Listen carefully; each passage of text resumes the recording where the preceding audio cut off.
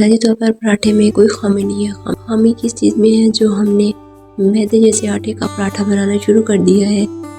वो सारे का सारा ग्लूकोज है। और इसके बाद फिर हम इसमें क्या कर रहे हैं, कुकिंग ऑयल कौन सा यूज़ कर रहे हैं।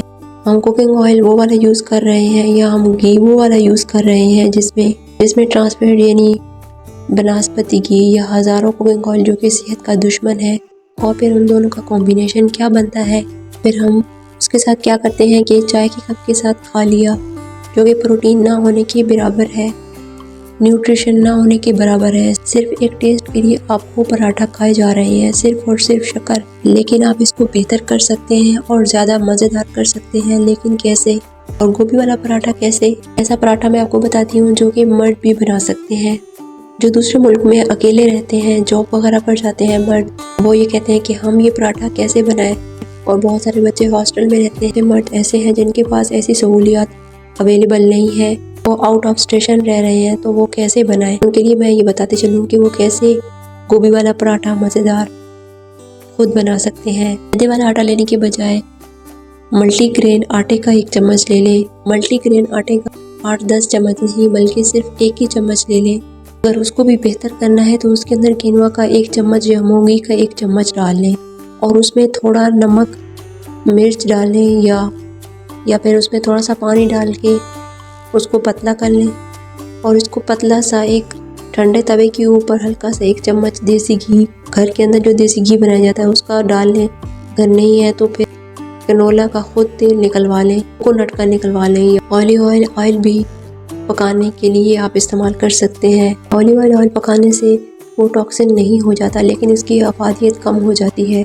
तो सिर्फ आधा चम्मच तवे के ऊपर लगाएं, पतला सा इसको तवे के ऊपर फैला दें। मैदे के अंदर प्रोटीन ना होने के बराबर है, के अंदर किनवा भी डाला है, मल्टीग्रेन आटा है भी आपने इसके अंदर ठीक ठाक डाला है, तो आपको ठीक ठाक मल्टीग्रेन आटा भी आपने इसके अंदर डाला है तो आपको ठीक ठाक 20-22% तक आपको प्रोटीन, बल्कि इससे भी और ज़्यादा कंप्लीट प्रोटीन मिल जानी है।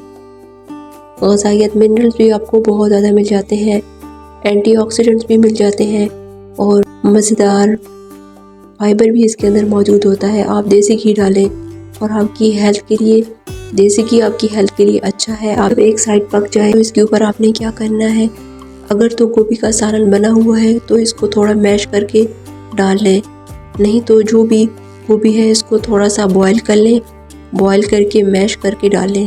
जो गोभी आप समझते हैं तकरीबन वही चीज़ है जो ब्रोकली है। तो ऐसे ही हम इसको अंडररेट ना करें। गोभी के अंदर क्या क्या चीज़ें मिल रही हैं, ग्लूकोसाइलेट और आइसोथायोसाइलेट, ये वो 2 चीज़ें एंटी कैंसर हैं, कोलिन है, दिमाग की डेवलपमेंट और ब्रेन हेल्थ के लिए बहुत अच्छी है। अंदर सॉल्युबल और इनसॉल्युबल फाइबर भी है।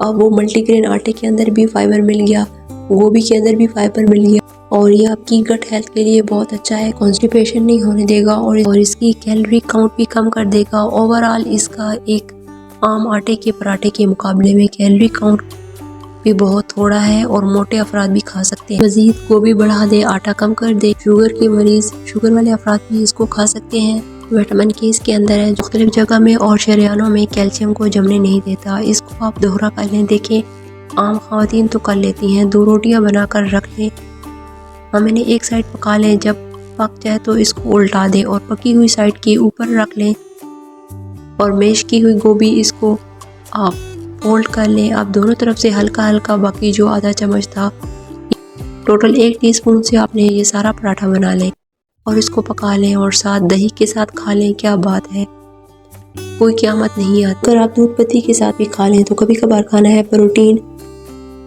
पूरी करनी है, ये करना है। बगैर ऑयल के आप एग ले लें और वही पराठा है जो आम लोग खाते हैं, एक निरी कैलोरीज और बीमारी, इसको आपने हेल्दी बनाकर खा लिया। और कभी कभार मज़ेदार गोभी का पराठा आप ऐसे भी खा लिया करें। अगर आपको इससे गैस होती है तो इसमें थोड़ी सी अजवाइन और सौंफ भी डाल लें, तो इससे आपकी गैस का वो मसला भी हल हो जाएगा। और एंजॉय करें हेल्दी पराठा कभी कभार और खुश रहें। और इस वीडियो को अपने प्यारों के साथ ज़्यादा से ज़्यादा शेयर कर दें और मुझे भी अपनी दुआ में ज़रूर याद रखिएगा। जज़ाकल्लाह।